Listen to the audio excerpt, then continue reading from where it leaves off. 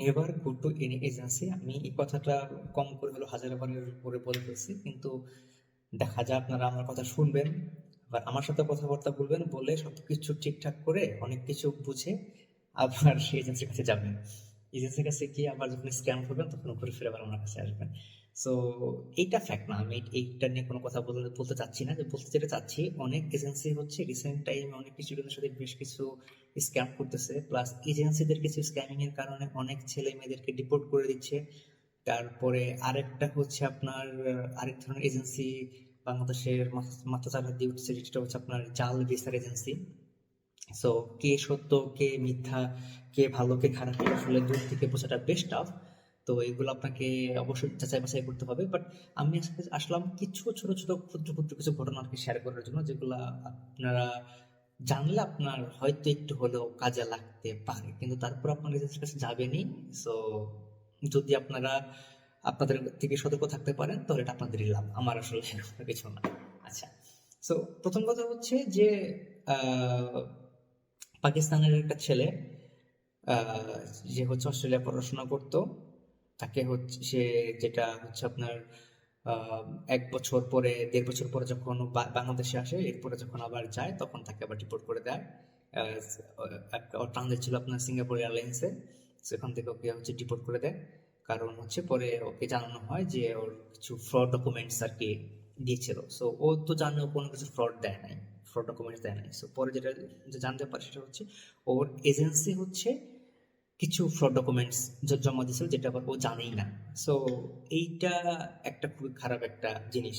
কারণ কোনো অ্যাপ্লিকেন্ট নিজে যদি কোনো কিছু না দেয়, কোনো ফ্রড কোনো কিছু না দেয়, এজেন্সি কিন্তু আসলে ওই এখতিয়ার নাই সে নিজে থেকে কোনো ডকুমেন্টস বানিয়ে সাবমিট করবে, রাইট? এটা গেল একটা। এবং এই ছেলের কিন্তু স্বপ্ন মোটামুটি শেষ। এটা গেল প্রথম কথা। সেকেন্ড কথা হচ্ছে মেসিডোনিয়াতে কিছু ঘটনা ঘটলো, যেটা হচ্ছে আপনার জাল ভিসা ধরিয়ে দিছে এবং আর এয়ারপোর্ট থেকে ডিপোর্ট করে দিছে। এখন তাদেরকে ফোন দেয়, ফোন ধরে না, স্বাভাবিক এটা।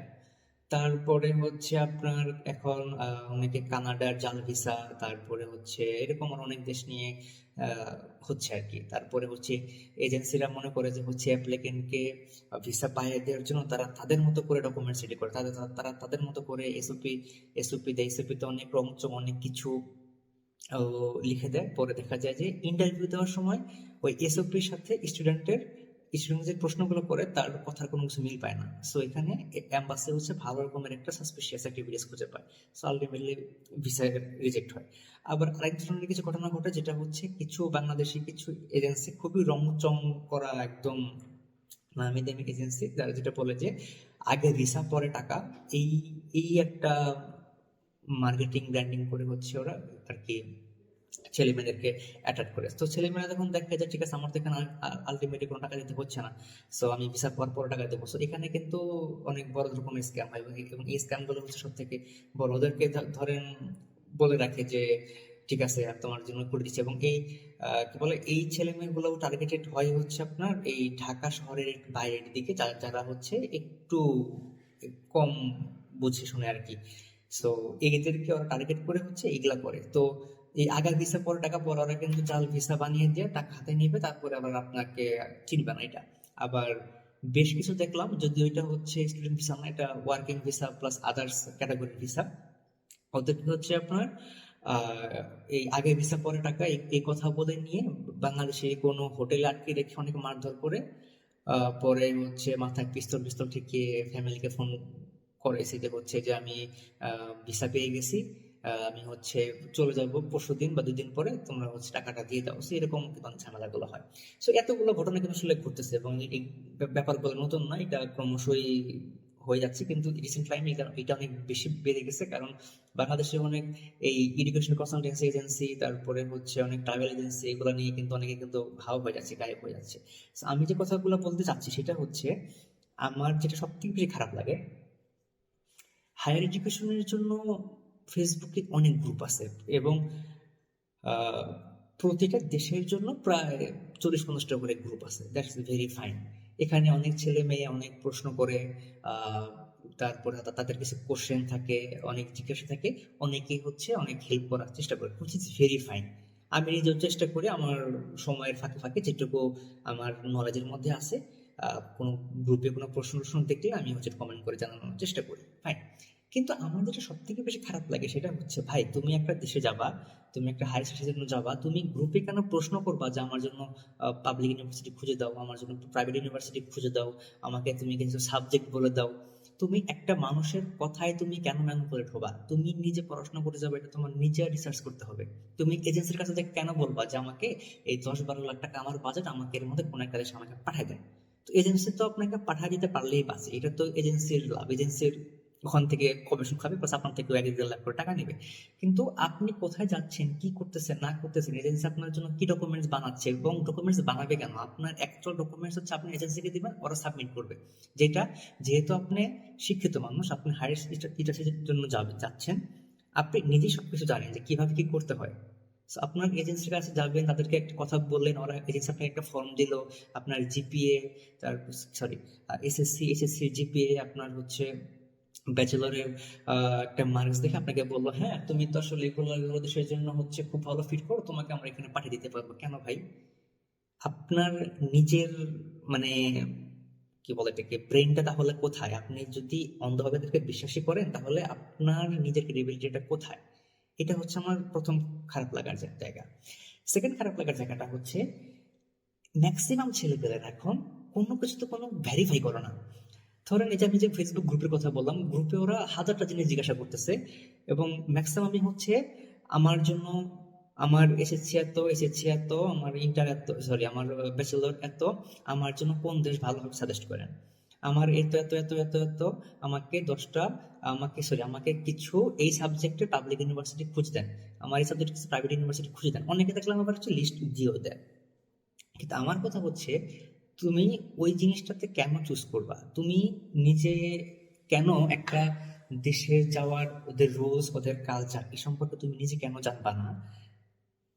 প্লাস হচ্ছে এখানকার ইউনিভার্সিটি গুলার এক এক ইউনিভার্সিটি এক এক রকমের নিয়ম থাকে। তুমি যদি নিয়ম গুলো না জানো বা সিস্টেম গুলো না জানো, তাহলে তোমার জন্য যে কি বড় বিপদ অপেক্ষা করতেছে তুমি চিন্তা করতে পারবে না। এটা কিন্তু মানে এগুলো অনেকেও জানে, অনেকে জেনে আবার হচ্ছে সেম কথা। আবার হচ্ছে বলে যে ইসের কি বলে, পার্ট টাইম কাজ করে খরচ উঠানো যাবে কিনা, তারপরে হচ্ছে স্পাউস না যাবে কিনা। হ্যাঁ, this is the most relevant questions. এটা ঠিকঠাক, ফাইন, এগুলোর অ্যান্সারও খুবই সলিড অ্যান্সার। কিন্তু এইগুলো জানা থাকার পরেও যখন আবার কেউ বলে, ভাই কোনোভাবে কি একটু ম্যানেজ করা যায় না, এইটার তো আসলে কোনো অ্যান্সার হয় না। মানে এখানে ধরেন আপনার, আমি আমি ফ্রান্সের কথা বলতেছি, ফ্রান্সে স্পাউস নেওয়া যায় না। ফ্রান্সে আপনাকে স্টুডেন্ট ভিসাতে আসতে হবে, বা আপনি যদি আপনার ওয়াইফ বলেন বা গার্লফ্রেন্ড বয়ফ্রেন্ড যেই যাকে জানতে চান, তাকে আপনাকে হচ্ছে এই স্টুডেন্ট হয়েই আসতে হবে। ফ্রান্সে আপনার ওয়ার্ক পারমিট অ্যালাউ করে না, আপনি এখানে ওয়ার্ক পারমিট আসতে পারবেন না। এটা গ্রুপেও প্রশ্ন করে এরকম স্ট্রিক্ট অ্যান্সার আমিও দেওয়ার চেষ্টা করি, আদার্স অনেকেও দেয়। কিন্তু এরপরে যখন আবার ইনবক্সে এসে জিজ্ঞাসা করে কোনোভাবে ম্যানেজ করা যায় না, তো এই কোনোভাবে জিনিসটা কি ভাই? মানে এই কোনোভাবেটা কিভাবে কি করবে? এটা তো আসলে আমার নিজেদের কোনো কিছু না। এগুলো মানে বুঝেও আর কি বুঝে না, এরকম একটা ব্যাপার স্যাপার। থার্ড জিনিস হচ্ছে, এইখানে আসার পরে মানে যেসব স্টুডেন্টরা চলে আসছে অলরেডি, আসার পরে হচ্ছে যে প্রবলেমগুলো ফেস করে, এখানেও এজেন্সিদের অনেক বড় একটা হাত আছে আমার সাথে, যেগুলো শেয়ার করে আর কি। প্রথম কথা হচ্ছে, আপনি এই যে চোখটা বন্ধ করে, ব্লাইন্ডলি চোখটা বন্ধ করে হচ্ছে এজেন্সির কাছে যে গেলেন, ভাই আমাকে বিদেশ পাঠায় দেন, এজেন্সি আপনাকে বিদেশ পাঠিয়ে দিল, কোন দেশে দিল কিভাবে দিল ডাজন্ট ম্যাটার, আপনি বিমানে আসেন নাকি মাসাড্রামে আসছেন, ফাইন, ঠিক আছে। কিন্তু আপনি যে দেশে যাচ্ছেন, আপনি তো অন্তত দেশটার নাম জানেন, যে আপনি হয় জার্মানি যাচ্ছেন, নয় ফিনল্যান্ড যাচ্ছেন, নইলে নরওয়ে যাচ্ছেন, নইলে ফ্রান্স যাচ্ছেন, নইলে হচ্ছে পর্তুগাল, কোন একটা দেশে আপনি যাচ্ছেন। এবং আপনি ওখানে যাচ্ছেন হচ্ছে একটু জীবনযাত্রার মান উন্নত করবেন, পড়াশোনা করবেন, পড়াশোনার পাশাপাশি কাজকর্ম করবেন, টাকা পয়সা করবেন, জীবনযাত্রার মান উন্নত করবেন। আপনি জানেন। এইটুকু জানার পরও আপনি কেন ভাষা শিখে আসেন না? আপনি জানেন যে এখানে আপনাকে নিজের একা একা সার্ভাইভ করতে হবে, আপনি এখানে কেন বেসিক রান্না শিখে আসেন না? আপনি এখানে কেন সার্ভাইভিং স্কিলস প্লাস হচ্ছে আদার্স যেগুলো না জানলেন না এগুলো শিখে আসেন না? এবং এখানে এসে প্রবলেমে পড়ে কেন আপনারা দেশে হচ্ছে দেশের মানুষের কাছে একটা প্রোপাগান্ডা ছড়ান যে এই দেশ ভালো না, এই দেশে কাজের অপরচুনিটিস নাই, এই দেশ এটাই না। এখন আপনার এজেন্সি আপনাকে এগুলা হয়তো বলে নাই, বা আপনি এজেন্সিকে জিজ্ঞাসা করেন নাই, বা আপনার নিজের আসলে হয়তো বা মাথায় আসে নাই, দেখ এটা পুরোপুরি ভিন্ন কথা। এজেন্সি আপনি বলছেন যে কোন দেশ ভালো হবে, এজেন্সি বলছে এই দেশ ভালো হবে, ঠিক আছে, কিন্তু আপনার উচিত ছিল ভালো করে জেনে আসা যে আপনি যে দেশে যাচ্ছেন ওই দেশে আপনি আহ ইংরেজি দিয়ে কথা চালাতে পারবেন কিনা, বা হচ্ছে আপনাকে নাকি এই দেশের নিজস্ব ভাষাটা জানতে হবে। বাট সব দেশে মোস্টলি নিজস্ব ভাষা জানতে হয় ওই দেশে। কিন্তু এজেন্সির সাথে আপনি কি কমিউনিকেশন করছেন I don't know, but normally যেটা হয় এজেন্সিরা ওদের টাকা পেয়ে যাওয়ার পরে খুব একটা সদা রেসপন্স করে না, এটা সিম্পল জিনিস এগুলা। তো আমি সবাইকে যেটা সাজেস্ট করি, যেমন আপনারা যে ভিডিওটা দেখতেছেন, বা অনেকে হয়তো দেখবেন, আবার অনেকে এতক্ষণ হয়তো স্কিপ করে চলে গেছেন, অনেক জ্ঞান গর্ব কথাবার্তা বলতেছে, মানে মানুষ হিউম্যান নর্মাল এগুলা জিনিস আসলে নেয় না, নিতে পারে না। আপনারা গরিব এজেন্সির কাছে যাবেন। তো যারা এখন পর্যন্ত আছেন এই 11 মিনিট পর্যন্ত, তাদের জন্য একটা বোনাস, এবং এটা তাদের আই থিঙ্ক কাজে লাগবে। সেটা হচ্ছে আপনারা যদি এজেন্সির কাছে জানো, আপনারা চেষ্টা করবেন যত প্রকারের যত কমিউনিকেশন হবে সবকিছু হবে ট্রান্সপারেন্ট। আপনার ইউনিভার্সিটির সাথে এজেন্সির অবশ্যই কিন্তু ফোনে কথা হবে না, মেসেঞ্জারে কথা হবে না, হোয়াটসঅ্যাপে কথা হবে না, কথা হবে কোথায়, ইমেইলে। আপনাকে যাতে ওই ইমেইলে সিসি দিতে অবশ্যই রাখে, এটা হলো প্রথম কথা। যদি ওই সিসিতে রাখতে যদি ঝামেলা হয়, তাহলে আপনি একটা কমন মেলে অবশ্যই কমিউনিকেশন করবেন, যাতে করে আপনি সবকিছু দেখতে পারেন আপনার কি নিয়ে কথা হচ্ছে, আপনার স্কলারশিপ নিয়ে কি কথা হচ্ছে, আপনার সাবজেক্ট নিয়ে কি কথা হচ্ছে, আপনার পোস্ট স্টাডি ভিসা নিয়ে কি কথাবার্তা হচ্ছে, সবকিছু যাতে একটা সেন্ট্রালাইজড জায়গাটা থাকে। কারণ হচ্ছে এরপরে কিন্তু আপনি বিপদে পড়বেন, আপনার হয়ে কিন্তু কেউ বিপদে পড়বে না, এবং আপনি কেউ তখন উদ্ধার করতে আসবে না, এটা খুবই অবভিয়াস। প্রথম বলে একটা। সেকেন্ড কথা হচ্ছে টাকা পয়সা লেনদেনের ব্যাপারে হচ্ছে অবশ্যই খুবই সতর্ক থাকতে হবে। এই টাকা পয়সা নিয়ে হচ্ছে যত কাহিনী, হ্যাঁ। সো এজেন্সির কাছে যান, নিজে করেন, প্রপারলি দেখবেন, জিজ্ঞাসা করবেন যে আপনার টিউশন ফিস কত, আপনাকে ইনিশিয়ালি কত পে করতে হবে, আপনাকে ওখানে গিয়ে কত পে করতে হবে, আপনাকে গিয়ে যেটা পে করতে হবে ওটা কত দিনের মধ্যে পে করতে হবে, ওটা কি ইনস্টলমেন্টে দেওয়া যাবে নাকি একবারে দেওয়া যাবে, এগুলো প্রপারলি পুঙ্খানুপুঙ্খভাবে দেখে শুনে বুঝে তারপরে যাবেন, হ্যাঁ। আরেকটা এজেন্সির কাহিনী শুনে, সেটা হচ্ছে আমার একজনের সাথে আমার কথা হচ্ছিল।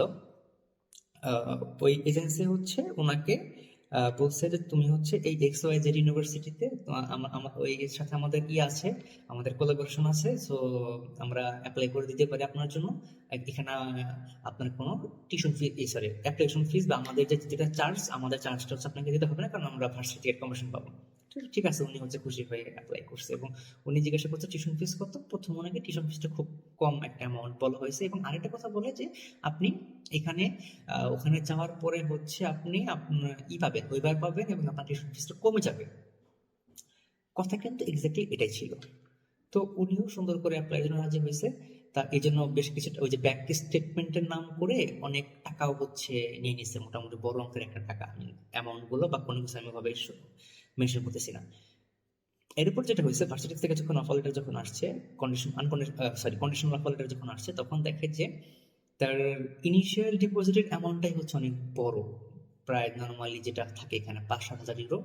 এটা কিন্তু বাংলা টাকায় বেশ বড় একটা অ্যামাউন্ট। এটা যেটা এজেন্সি এত অ্যামাউন্ট বলে, এজেন্সি বলছিল আরো কম, ঠিক আছে মানলাম। সেকেন্ড কথা হচ্ছে টোটাল যে টিউশন ফিস ওইটাও অনেক বেশি, যেটা এজেন্সির কথা বলার সাথে কোনো মিল নাই। সেকেন্ড কথা। থার্ড কথা হচ্ছে তার যে ওয়েভার বা তার যে টিউশন ফি যে কমবে, এই ব্যাপারে কোনো ক্লিয়ার কোনো কিছু ওভাবে নাই, বা এজেন্সি কোনো কিছু বলে না, প্লাস ভার্সিটি থেকে ওভাবে কোনো কিছু বলা নাই। তো এখানে কিন্তু বেশ বড় একটা গ্যাপ, বড় একটা গ্লিচ কিন্তু থাকে। কারণ এখানে এটা না, আমি আলাদা করে আরেকটা ভিডিও করব, জাস্ট ছোট করে যেটা বললি যে যখন আপনাকে কেউ বলবে যে আপনি ওখানে যাওয়ার পরে আপনাকে স্কলারশিপ দেওয়া হবে, তারপর যাওয়ার পর আপনাকে ওয়েবার দেওয়া হবে, যাওয়ার পর আপনার টিউশন ফিস কমে যাবে, এগুলো হচ্ছে পুরোপুরি একটা ভেগ কথাবার্তা। আপনি কত পার্সেন্ট ওয়েবার পাবেন, আপনি কি পাবেন না পাবেন, আপনার যদি 2 বছরের মাস্টার্স হয়, তাহলে আপনি সেকেন্ড ইয়ারে কত পাবেন, ওইটা ফার্স্ট ইয়ারের রেজাল্টের উপরে ডিপেন্ড করে। এটা ঠিক আছে, এটা লিজিট। কিন্তু যখন আপনাকে বলা হবে আপনি ওখানে যাওয়ার পরে আপনার হচ্ছে ওয়েবার পাবেন, প্লাস হচ্ছে আপনার টিউশন ফিস কমে যাবে অনেক, ব্লা ব্লা ব্লা। এইটা কত পার্সেন্ট কমবে, কত পার্সেন্ট কমে কত পার্সেন্ট হবে, এই ব্যাপারে প্রপার নাম্বারটা জেনে নেওয়াটা দরকার। যদি কেউ এই নাম্বার এক্স্যাক্টলি না বলে বা না বলতে পারে, তাহলে মনে করুন এটা একটা বেগ কথাবার্তা, কারণ আলটিমেটলি এরকম কোনো কিছু এখানে হয় না। হ্যাঁ, আমি একটা স্কলারশিপ নিয়ে আসছি, আমি আমার এখানে আরেকটা স্কলারশিপ পাবো, সো আমার এখানে কত পার্সেন্ট কি হচ্ছে না হচ্ছে আমি জানি। সো আমার আমার এখানে হলো আমার টিউশন ফিজের এত পার্সেন্ট হচ্ছে আমার এখান থেকে মাইনাস হবে, প্লাস হচ্ছে আমি যে স্কলারশিপ নিয়ে আসছি ওইটা আমার টিউশন ফিজের এত পার্সেন্ট কাভার করতেছে। সো এটা একটা প্রপার নাম্বারটা, এটা জানা থাকা লাগবে। এইটা জানা না থাকলে এটা আসলে আপনার জন্য বিপদ, কারণ আপনি একটা ওইভাবে একটা ফাইন্যান্সিয়াল প্ল্যান করে আসবেন, পরে দেখবেন যে এখানে কোনো কিছু ঠিকঠাক ভাবে হচ্ছে না, আপনার লিভিং কস্ট আপনার এজেন্সি আপনাকে যেটা বলছে তার থেকে 10-15 গুণ বেশি, প্লাস এই টিউশন ফিস ম্যানেজ করার একটা প্যারা, এখানে রেগুলার ক্লাস করতে হয়, ক্লাসের একটা হিউজ ঝামেলা। ক্লাস শুরু হয় সকাল 7টা থেকে, 7:30 থেকে, ম্যাক্সিমাম 8টা থেকে বিকাল পর্যন্ত চলে। সো আপনাকে ভোরবেলা উঠে সূর্য ওঠার আগে বের হয়ে ক্লাসে আসতে হবে, সারাদিন ক্লাস করতে হবে। আপনি পার্ট টাইম কাজ কবে ম্যানেজ করতে পারবেন না করতে পারবেন এটার কোনো নিশ্চয়তা নাই, আপনি বাসা জানেন না, আরো বড় সমস্যা। সব মিলিয়ে আপনার যে মেন্টাল স্ট্রেস যাবে, এটা কারো কাছে আপনি শেয়ার করতে পারবেন না। এই জন্য তাইকে ওই কিন্তু আপনার বড় ভাই এজেন্সি। হ্যাঁ, সো যাই হোক, অনেক কিছু বলে ফেললাম, একটু মেজাজ খারাপ এগুলো সবকিছু নিয়ে। আর আরো মেজাজ খারাপ হয় যে আহ, সবাই সবকিছু জেনে শুনে বুঝে এজেন্সির কাছে যায়, ধরা খেয়ে আবার বলে যে ভাই আমাকে তো ওরা তো আমার সাথে এরকম এরকম করছে, আমার কাছ থেকে তো এত টাকা নিয়ে ফেলছে, এখন ওরা আমাকে ভাবে প্রপারলি আমার সাথে কথা বলতেছে না, আমার সাথে বিহেভ করতেছে, প্লাস আমার সাথে ভাবে আমি যে ইউনিভার্সিটি গুলোর নাম দিছিলাম ওগুলো হচ্ছে ওরা করে নাই। তো আমি বলছি যে তুমি যখন দেখতেছো যে তুমি যেখানে যাবা, তোমার এজেন্সি তোমার চুজ করা ইউনিভার্সিটির সাথে অ্যাপ্লাই করতে চান, তো তুমি এখানে আসো কেন, তুমি এখান থেকে চলে আসতা, তুমি শেষ পর্যন্ত এখানে ছিলে কেন?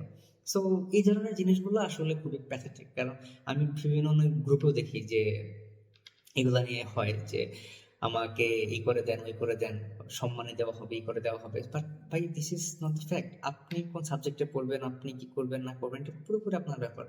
এটা আপনার এজেন্সি, আপনি একটা মানুষকে মুখে 2 মিনিট কথা বললেন না, সে আপনার হয়ে পুরো একটা যাচাই বাছাই করে একটা সিস্টেম করে দিল, বা পুরো মানে 3টা ইউনিভার্সিটি ঠিক করে দিল, এতই সোজা? এত তো আসলে ইউরোপ তো এত সোজা না। এখানে হাজার হাজার সাবজেক্ট আছে, এক একটা সাবজেক্টের এক এক রকমের ডিমান্ড, প্লাস এক একটা সাবজেক্টের এক রকমের অ্যাক্রিডিটেশনস আছে, এক এক রকমের সার্টিফিকেশনস আছে, এক এক রকমের ভ্যালু আছে।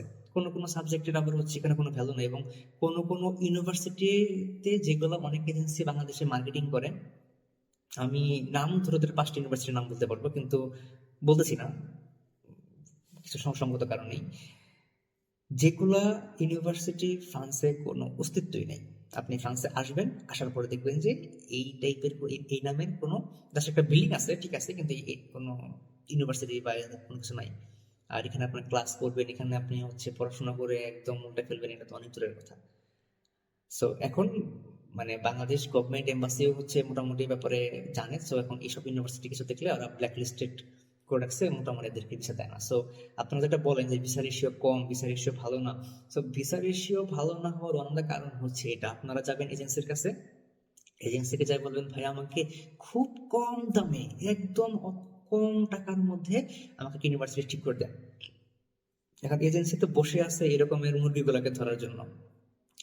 ঠিক আছে, আপনার এখানে টিউশন ফি তো হচ্ছে ইয়ারলি 12,000 ইউরো, আমি আপনাকে হচ্ছে ইয়ারলি 3,000 ইউরো করে দিতে পারবো। সো এর থেকে কমে আপনি হচ্ছে কোথাও আর পাবেন না।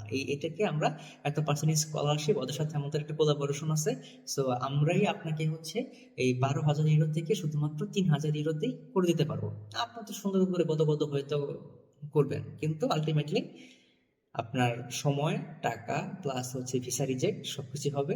আর যখন দেখবে যে আপনার একটা দেশে মানে ভিসা রিজেকশনস আছে বা ভিসা ডিপোর্ট আছে, যে আপনারা যখন 2 নাম্বার কোনো ডকুমেন্টস বা কোন ফেক কোনো ডকুমেন্টে যখন ভিসা অ্যাপ্লাই করবেন, আপনারা যখন এরকম একটা জিনিস দেখবে, so আপনার পরবর্তী কোনো কান্ট্রির জন্য কিন্তু আপনার ভিসা পাওয়াটা বেশ টাফ হয়ে যাবে। সো এই ব্যাপারগুলো একটু মাথায় রাখা দরকার, কারণ আমি মানে টু বি ভেরি অনেস্ট, বাংলাদেশের অবস্থান এখানে খুবই খারাপ। এখানে আমি যে ইউনিভার্সিটিতে আছি, আমি আমার আশেপাশে মানুষকে বলি, আমার যাদের সাথে আমার বাংলাদেশে কথাবার্তা হয়, যে আমার ইউনিভার্সিটিতে প্রায় এই 12,500 ইউনিভার্সিটি মানে স্টুডেন্টদের মধ্যে একটা সিঙ্গেল বাঙালি নেই। হ্যাঁ, এখানে বিবিএ, এমবিএ, মাস্টার্স, তারপরে হচ্ছে পিজিই, সবকিছু মিলিয়ে এখানকার পুরো এনভায়রনমেন্টে কোনো বাংলাদেশ নেই। এবং এখানকার টিচাররা হচ্ছে বাংলাদেশি, মানে বাংলাদেশ চিনে না, এরা আমাকে নর্মাল যারা ইন্ডিয়ান হিসেবে তারা ট্রিট করে, তখন আমাকে আবার কারেকশন করে দিতে হয় না, আমি ইন্ডিয়ান না, আমি হচ্ছে বেসিক্যালি বাংলাদেশি। সো আমার আশেপাশে যে ইউনিভার্সিটিগুলো আছে ওখানেও বাঙালির সংখ্যা খুবই কম, বাট কিছু কিছু বাঙালি দুই চারটা করে পাওয়া যায়। সো ওদের সাথে যখন আমার কথাবার্তা হয় তখন বলে যে ভাই এখানে বাংলাদেশের অবস্থা, বাংলাদেশের অবস্থা খুবই খারাপ, কারণ এরা মনে করে যে এই বাঙাল জাতিটা হচ্ছে স্ক্যাম জাতি, লাইক আফ্রিকান। এরা বাঙালিদেরকে এরা হচ্ছে আফ্রিকানদের সাথে কম্পেয়ার করে, কারণ এরা মনে করে এরা হচ্ছে দুই নাম্বারই করে, এরা হচ্ছে স্ক্যামিং করে, এবং সব জায়গাতে এদের একটা চুরির একটা স্বভাব থাকে। সো এই জন্য আমি চাই না যে যেটুকু আমাদের রেপুটেশন নষ্ট হয়েছে হয়েছে যতটুকু একদম তো ঠিক গেছে, দুই টাইপের মানুষের জন্য আমি চাই না হচ্ছে আর কোনো হচ্ছে রেপুটেশন নষ্ট হোক। প্রথম টাইপের মানুষ হচ্ছে যারা এখানে এসে কোনো প্রবলেম ফেস করে সুবিধা করতে না পেরে বাংলাদেশের প্রোপাগান্ডা ছড়াচ্ছে যে ফ্রান্স বা এইসব এরিয়া এগুলো ভালো না, এখানে কাজ পাওয়া যায় না, এই পাওয়া যায় না, মানুষজন খুব রুড, এই সে হ্যাপি যাবে, এটা এগুলো একটা। আর সেকেন্ড হচ্ছে আপনি কোনো দুই নাম্বারি করে কোনো কিছুতে, মানে দুই নাম্বারি কোনো ডকুমেন্টস বা কোনো কিছু জমা দিয়ে এখানে এসে এখান থেকে আবার হচ্ছে ডিপোর্ট হয়ে যান, যাতে করে হচ্ছে পরবর্তী জেনারেশন যারা আসতে চায় বা যারা আসতে চাইবে তাদের যাতে মানে ঝামেলাটা না হয়। সো এটাই বলা ছিল, অনেক কথা বললাম, 21 মিনিটের মতো হয়ে গেছে। ভালো থাকবেন সবাই, আসসালামু আলাইকুম। আর যদি কারো আমার সাথে কোনো কথা বলতে প্রয়োজন মনে করেন, জাস্ট আমাকে হচ্ছে ইনবক্সে নক করলেই হবে, বা হচ্ছে আমাকে হোয়াটসঅ্যাপে নক করলেই হবে। আমি চেষ্টা করবো আপনাদের প্রশ্নের উত্তর দিতে। Thank you so much. আপনারা দেখছেন মেহেদী ভার্স।